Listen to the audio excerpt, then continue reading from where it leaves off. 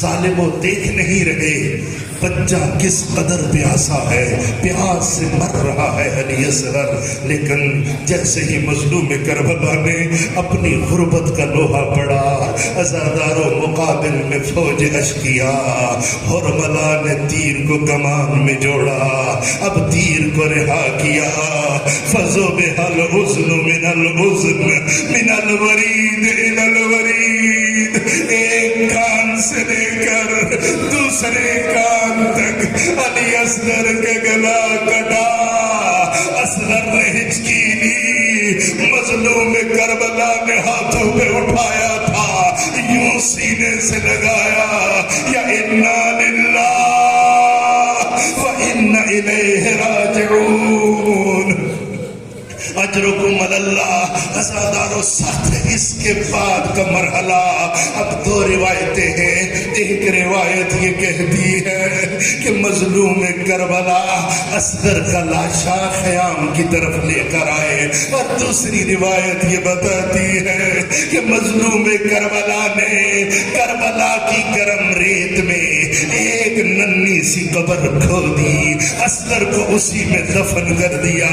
عزاداروں عاشور کے دن کا عمل ہے کہ مظلوم کربلا چند قدم آگے جاتے پھر واپس پیچھے آ جاتے،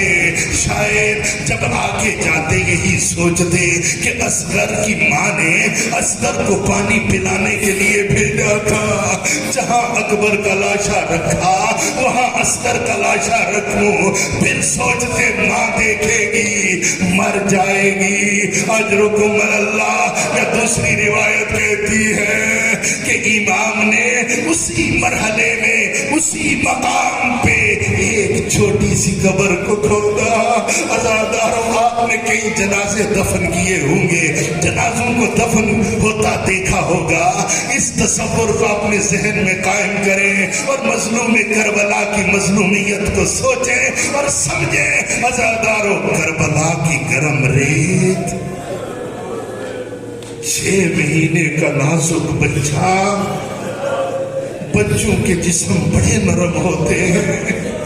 مائیں احتیاط سے بچوں کو اٹھاتی ہیں۔ عزاداروں پھر کربلا کی گرم ریت، ہم تو میت ایسے دفن کرتے ہیں، ایک قبر کھودتے ہیں، تعویذ قبر کو جب بند کرتے ہیں نا، میت کفن میں ملبوس ہوتا ہے، غسل و کفن دے کر جنازہ پڑھ کر جب میت کو سپرد قبر کرتے ہیں، پھر تعویذ قبر کو بند کرتے ہیں، پھر اس میں جو سوراخ ہوتے ہیں انہیں بھی بند کر دیا جاتا ہے، اس غرض سے کہ مٹی میت کے کفن پہ بھی نہ پڑے۔